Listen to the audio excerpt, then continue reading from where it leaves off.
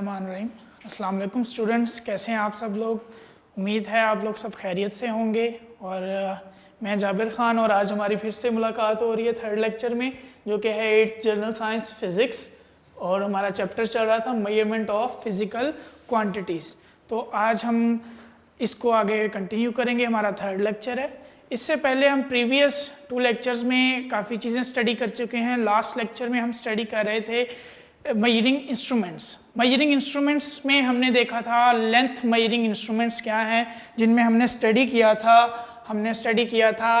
Metre rule, हमने study किया था मेजरिंग टेप, और हमने साथ में पढ़ा था vernier callipers.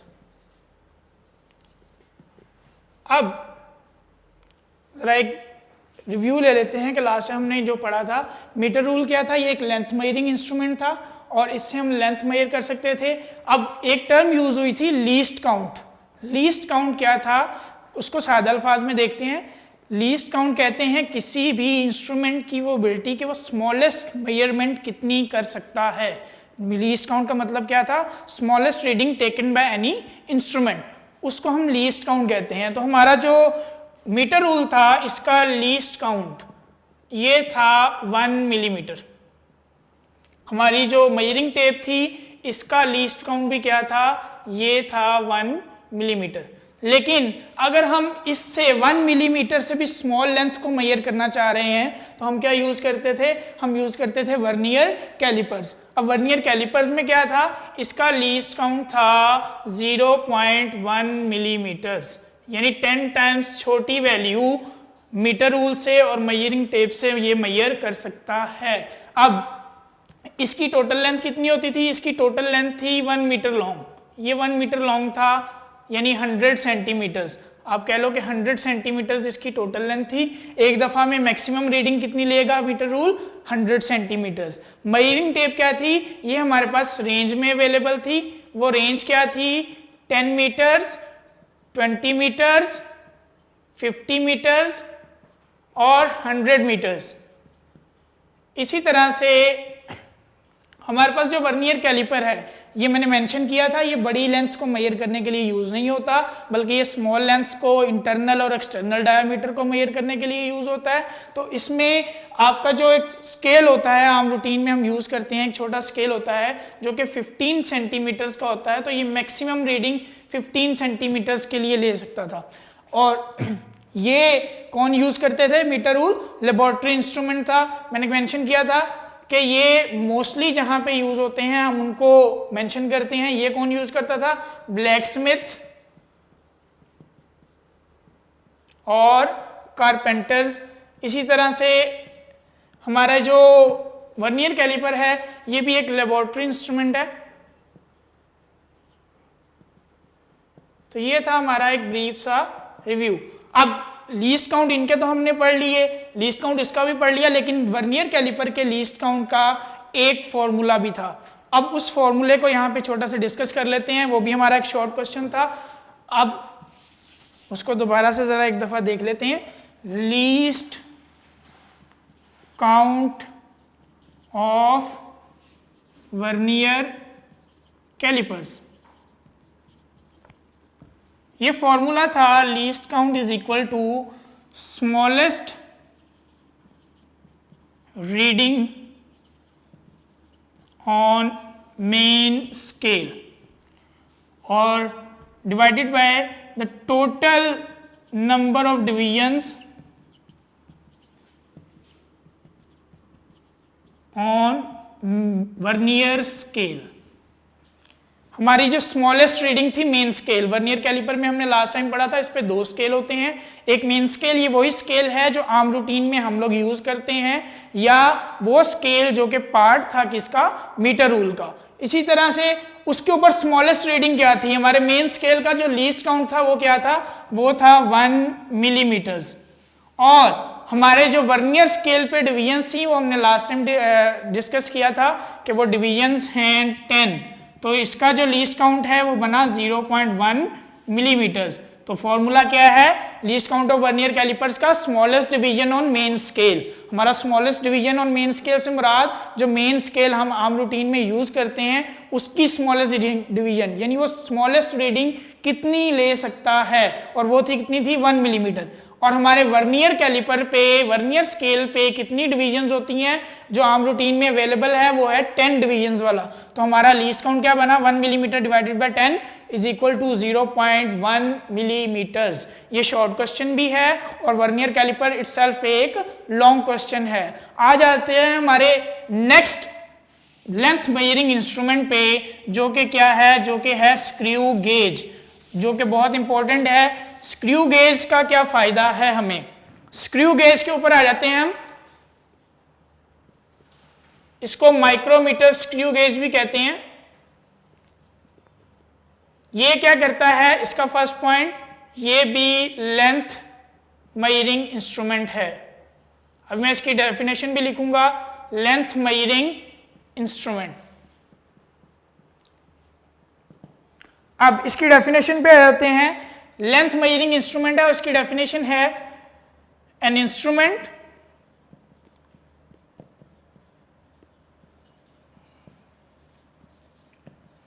which is used to measure small lengths or thickness of a wire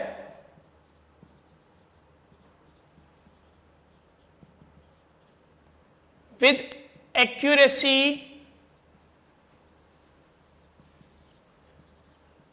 greater than vernier callipers.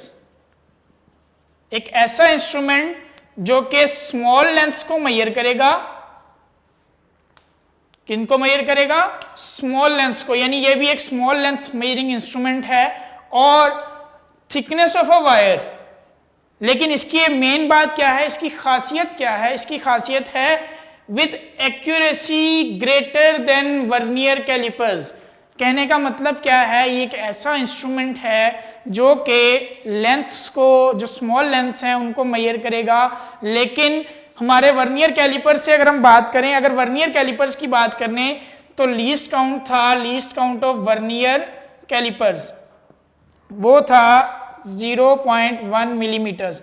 अब इससे ज्यादा एक्यूरेट अगर हम जानना चाह रहे हैं, एक्यूरेसी देखना चाह रहे हैं, तो हमारा स्क्रू गेज आ जाता है और इसका जो लीस्ट काउंट होता है, least count of screw gauge वो होता है 0.01 मिलीमीटर्स। यानी ये हमारे वर्नियर कैलिपर से 10 टाइम्स मजीद छोटी रीडिंग ले सकता है एक दफा में। यानी इसकी जो एक्यूरेसी है वो क्या है, वो ज्यादा है वर्नियर कैलिपर से। अब आ जाते हैं हम इसकी कंस्ट्रक्शन पे। इसकी कंस्ट्रक्शन में क्या है, सबसे पहले डायग्राम ड्रॉ करते हैं हम लोग।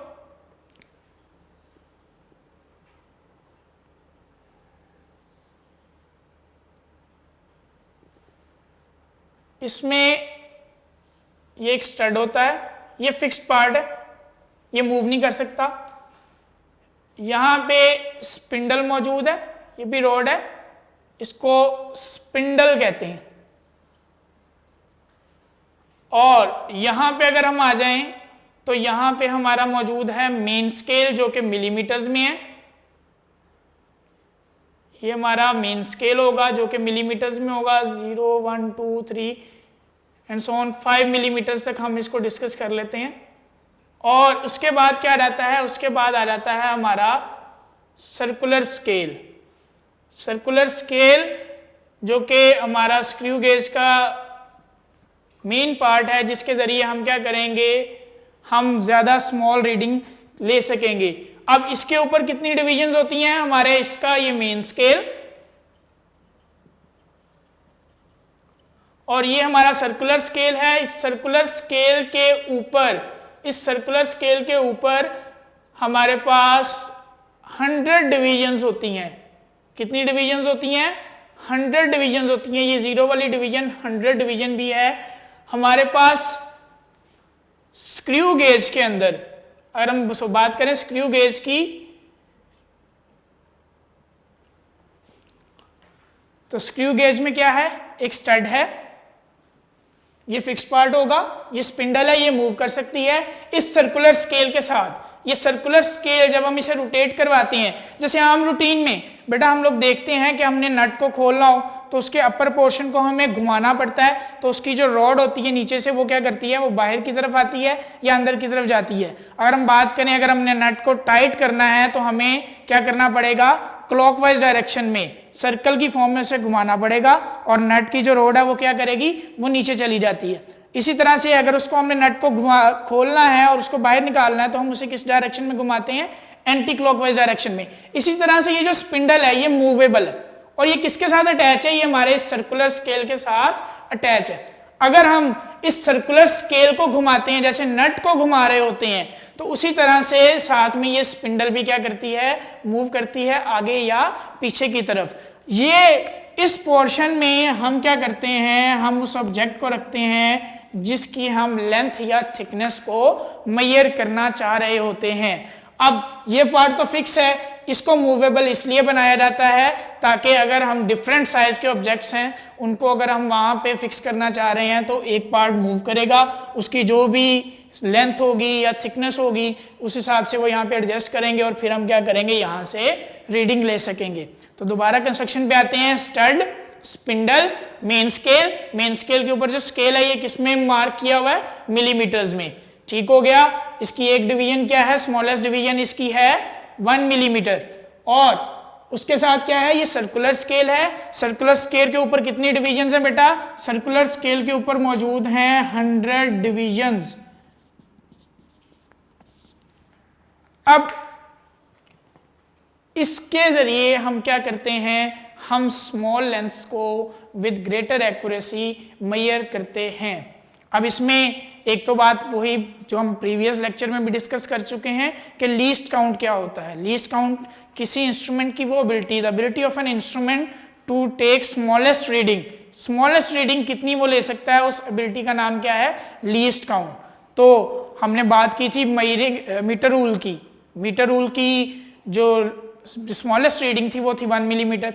इसी तरह से मेजरिंग टेप की जो स्मॉलेस्ट रीडिंग थी वो थी 1 मिलीमीटर। लेकिन हमारे वर्नियर कैलिपर की जब अगर हम बात करें तो उसमें स्मॉलेस्ट रीडिंग थी 0.1 मिलीमीटर्स। अब ये इंस्ट्रूमेंट क्या करता है, ये उससे भी स्मॉल रीडिंग मेजर करता है। इसके लीस्ट काउंट के फॉर्मूले के ऊपर जाने से पहले हमें एक टर्म और पता होनी चाहिए, वो है pitch of screw gauge. Pitch of screw gauge, ये शॉर्ट क्वेश्चन भी है, ये हमारा शॉर्ट क्वेश्चन नंबर 8 है, उसको ज़हन में रखिएगा। अब इसकी मैं डेफिनेशन लिख रहा हूं, उसके बाद मैं इसको एक्सप्लेन करता हूं। During one rotation of circular scale over linear scale, it covers distance of 1 millimeter. This is known as pitch of screw gauge. During one rotation of circular scale over linear scale, it covers one distance of 1 millimeter. This is known as pitch of screw gauge. अब ध्यान से देखना बेटा, सबसे पहले क्या चीज है, इसमें वन रोटेशन है सर्कुलर स्केल की, यानी हमारा ये जो सर्कुलर स्केल है मैं इसको वन कंप्लीट रोटेशन दूं, यानी जहां से मैंने रोटेट करना स्टार्ट किया एंड भी वहां पे करूं, ये क्या होगी, वन रोटेशन होगी। और मैंने थोड़ी देर पहले क्या कहा था, इस सर्कुलर स्केल के साथ ये स्पिंडल भी क्या कर सकती है, मूव करेगी। जब सर्कुलर स्केल रोटेट करेगा तो ये स्पिंडल भी क्या करेगी, आगे की तरफ या पीछे की तरफ मूव करेगी।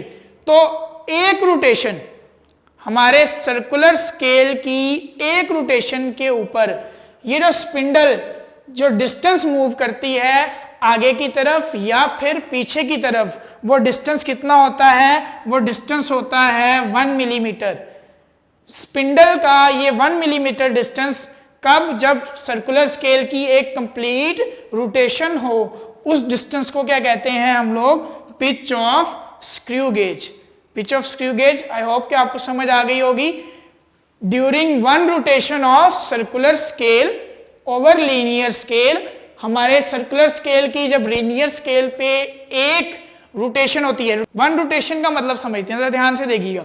वन रोटेशन क्या है कि यहां से मैंने अगर स्केल को घुमाना स्टार्ट किया सर्कुलर स्केल को, तो दोबारा मैं इसी पोजीशन में उस डिवीजन को लेके आऊं, यानी ये हमारी अगर जीरो वाली डिवीजन है, मैंने उसको रोटेट करना स्टार्ट किया है तो ये दोबारा इसी पोजीशन में आएगी, तो ये क्या है, वन रोटेशन है। अब इस वन रोटेशन के दौरान हमारी स्पिंडल क्या करेगी, कुछ डिस्टेंस मूव करेगी आगे की तरफ या पीछे की तरफ। अगर ये आगे की तरफ मूव कर रही है या पीछे की तरफ, तो जो डिस्टेंस ये कवर करती है वो डिस्टेंस कितना है, 1 मिलीमीटर।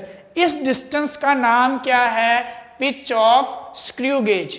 तो बेटा ये पिच ऑफ स्क्रू गेज हो गई। इसकी इंपॉर्टेंस क्यों है, इसकी इंपॉर्टेंस इसलिए है कि अभी हम इसके लीस्ट काउंट का फॉर्मूला यहां पे लिख के उसको समझने की कोशिश करेंगे। तो बेटा लीस्ट काउंट, आज हम किस चीज का लीस्ट काउंट पढ़ रहे हैं, आज हम लीस्ट काउंट पढ़ रहे हैं, least count of screw gauge. इसका फॉर्मूला है बेटा pitch of screw gauge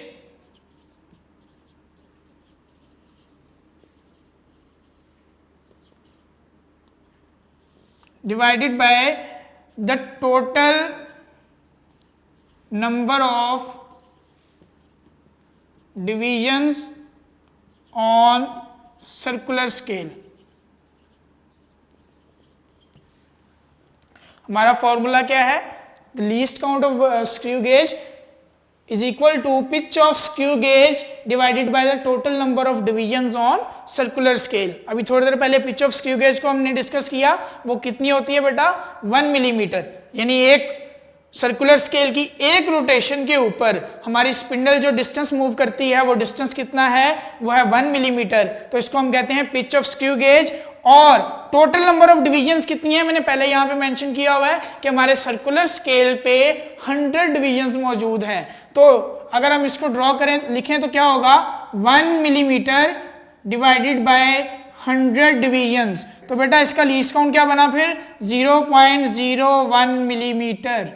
least count of screw gauge वो कितना है, 0.01 मिलीमीटर। इट मीन्स कि अगर हम ज्यादा एक्यूरेसी से लेंथ मेजर करना चाह रहे हैं तो हम वर्नियर कैलिपर यूज नहीं करेंगे, बल्कि क्या यूज करेंगे, स्क्रू गेज। क्योंकि हमारा जो स्क्रू गेज है ये वर्नियर कैलिपर से 10 टाइम्स छोटी वैल्यू मेजर कर सकता है, तो इसलिए ये हमारा ज्यादा एक्यूरेट डिवाइस है।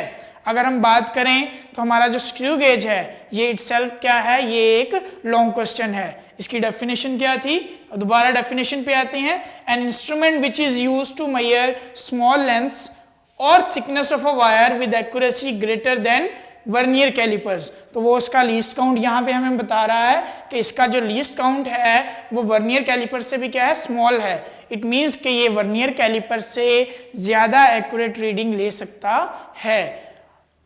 आज के हमारे इस लेक्चर में हमने जो डिस्कस किया था वो था स्क्रू गेज, और ये भी क्या है, ये हमारा लॉन्ग क्वेश्चन नंबर 2 है। अगर हम इसको देखेंगे, अगर इसको रीड आउट करेंगे तो ये हमारा लॉन्ग क्वेश्चन नंबर 2 है। लॉन्ग क्वेश्चन नंबर 2 में हमने स्टडी किया स्क्रू गेज को, जो कि एक लेंथ मेजरिंग इंस्ट्रूमेंट है।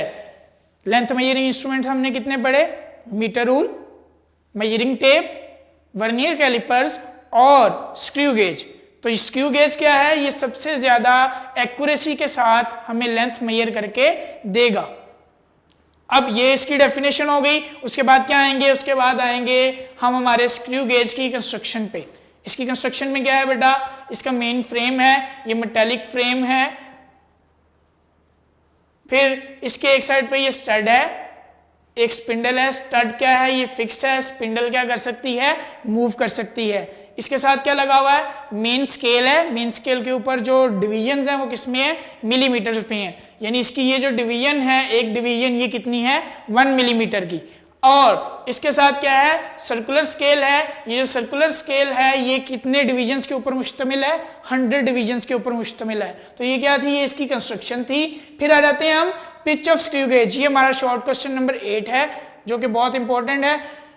इसकी डेफिनेशन क्या थी, during one rotation of circular scale over linear scale it covers distance of 1 millimetre and this is known as pitch of screw gauge. अगर मैं हमारे सर्कुलर स्केल को एक रोटेशन देता हूं तो उसकी एक रोटेशन से जो स्पिंडल डिस्टेंस मूव करती है वो कितना डिस्टेंस मूव करती है, 1 मिलीमीटर।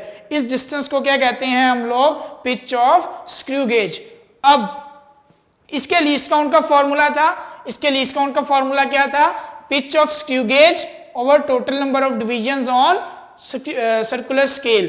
तो पिच ऑफ स्क्रू गेज कितनी है बेटा, 1 मिलीमीटर, डिविजन्स कितनी है उसके ऊपर 100, तो 1 मिलीमीटर डिवाइडेड बाय 100, 0.01 मिलीमीटर जो कि लीस्ट काउंट है स्क्रू गेज का। ये भी क्या था, लेंथ मेजरिंग इंस्ट्रूमेंट। और ये भी क्या है, हमारा सेकंड लॉन्ग क्वेश्चन है जो कि नोट्स के ऊपर इजीली अवेलेबल है। जब भी बेटा आप लेक्चर लें, वीडियो देखें, कोशिश किया करें कि बुक को साथ रखें ताकि जो भी चीज़ यहाँ पे एक्सप्लेन की जा रही हो उस टॉपिक को आप रीड आउट साथ में करते जाएं ताकि आपको आइडिया हो कि कौन सी चीज़ कहाँ पे मेंशन है। आज के इस लेक्चर में हमने एक और लॉन्ग क्वेश्चन कवर किया, एक शॉर्ट क्वेश्चन भी कवर किया। इसके साथ ही बेटा उम्मीद करता हूँ कि आपको लेक्चर समझ आएगी। Hopefully we will meet again soon in 4th lecture and I hope so कि आपको स्क्रू गेज जो है वो समझ आ गया होगा।